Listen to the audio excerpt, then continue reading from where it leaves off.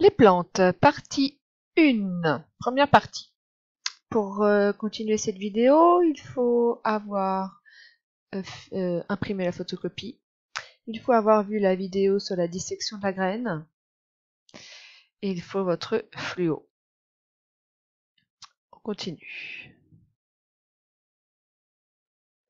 Alors, une plante, un cycle de vie. Une plante est un être vivant. Comme les animaux, on vient de finir le chapitre sur les animaux. Et elle a un cycle de vie.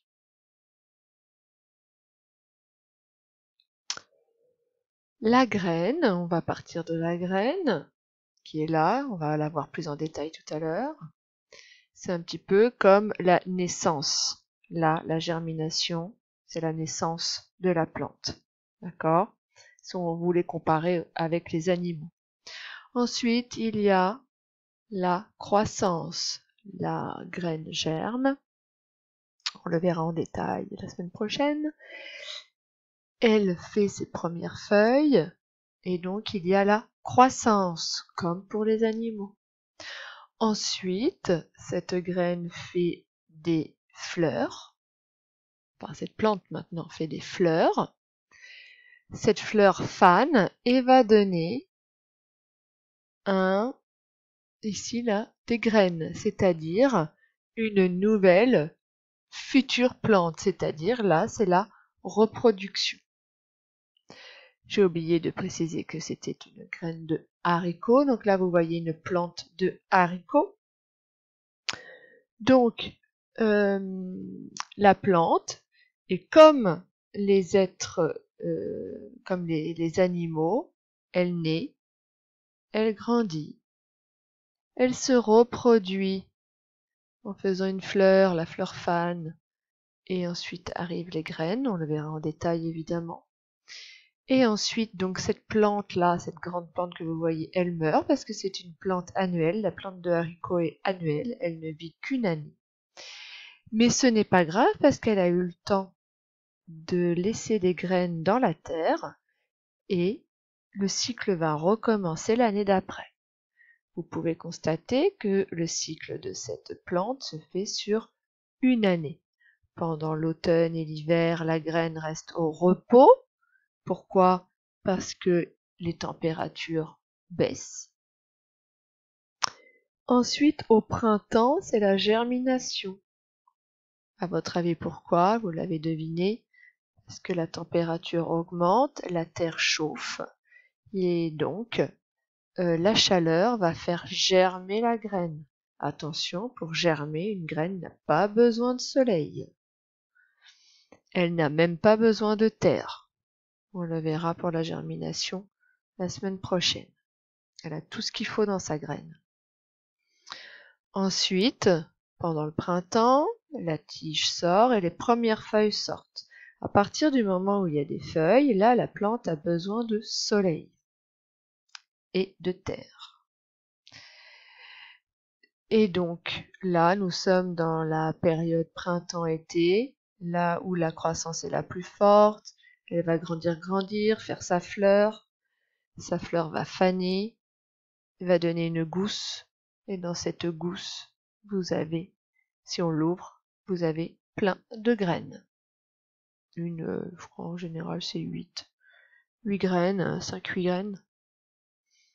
Ensuite, cette gousse-là va sécher, elle va s'ouvrir toute seule, sauf si on les ramasse avant pour les mettre, pour les garder.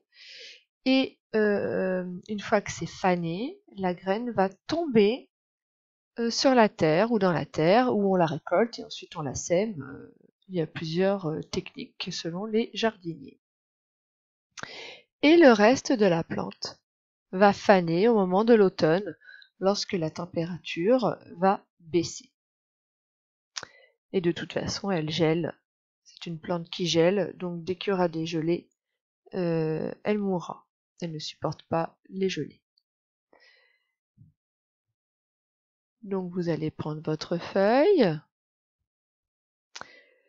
Ce chapitre est quasiment entièrement photocopié, donc vous allez être content. Les plantes, donc c'est le titre. Vous allez encadrer le titre en rouge et vous mettrez le numéro du chapitre que j'ai oublié. Donc c'est noté sur le blog. Vous mettrez S et le numéro ici dans la partie gauche. Les plantes sont des végétaux qui, comme les animaux, naissent, se développent. Donc je rappelle que se développer c'est la croissance, se reproduisent et meurent. Se reproduisent, ça veut dire je fais ma fleur et après ma fleur j'aurai ma graine. Nous allons mettre en fluo, donc naissent, se développent, se reproduisent, meurent. Et donc c'est un être vivant. La graine est souvent le point de départ de la plante, même si parfois il y a des plantes dont la graine n'est pas un point de départ. Ça, on le verra un peu plus tard. Vous pouvez obtenir une plante sans graine, avec différentes techniques. Mais dans la majorité des cas, ce sont les graines. Nous continuons. Vous avez donc vu la vidéo sur la graine, sur la dissection de la graine. Donc, qu'y a-t-il dans la graine? Vous l'avez vu dans la vidéo tout à l'heure. Donc, je vais vous demander de mettre le petit 1 en fluo, mais pas en fluo jaune, en fluo rose. Je n'en ai pas là, donc vous le faites tout seul. Nous continuons. Vous faites pause quand vous avez besoin. Vous avez vu dans la vidéo que la graine était constituée de différentes parties. Donc là, vous voyez, c'est l'étape où la graine est ouverte en deux. Donc, vous avez le germe ici, d'accord, la future feuille qui est là, avec ici la future racine. On appelle ça le germe ou la plantule. Je vérifie parce que j'ai un doute, oui c'est ça. Le germe ou la plantule, ce sont des synonymes. Là vous pourrez la colorier, vous voyez, entre les deux, cette petite épaisseur là, vous pourrez la colorier en marron si vous voulez, crème couleur. C'est le tégument, donc ça c'est l'enveloppe qui protège la graine pour pas qu'elle soit abîmée. Vous avez vu sur la vidéo que c'était assez dur et que pour pouvoir l'enlever, il faut ramollir la graine dans de l'eau pendant quelques heures. Ensuite ici, vous avez deux cotylédons. Donc ce sont les réserves nutritives, c'est-à-dire c'est là que la plante va se nourrir pour germer. C'est pour ça que tout à l'heure je vous disais que la plante n'a pas besoin de terre pour germer. Elle a tout ce qu'il lui faut dans les cotylédons. Là, dans les cotylédons, au tout début, parce qu'après les cotylédons vont disparaître, au tout début, les cotylédons, c'est la réserve de nourriture. La plante puise dans les cotylédons pour germer. Voilà, donc vous me mettez en fluo germe, tégument, qui est l'enveloppe, et cotylédon, qui est la réserve nutritive. Nutritive, ça vient de nutrition, nourriture. On continue.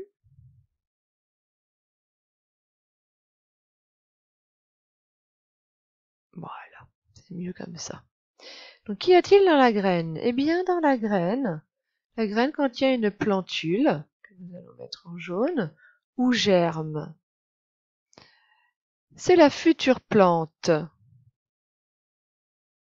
Vous avez donc, je le rappelle, la future feuille et la future racine.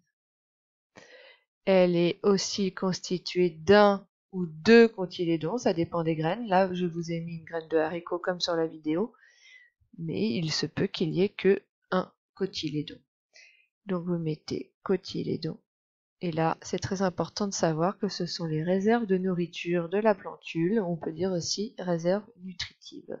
Les réserves nutritives, les deux sont français.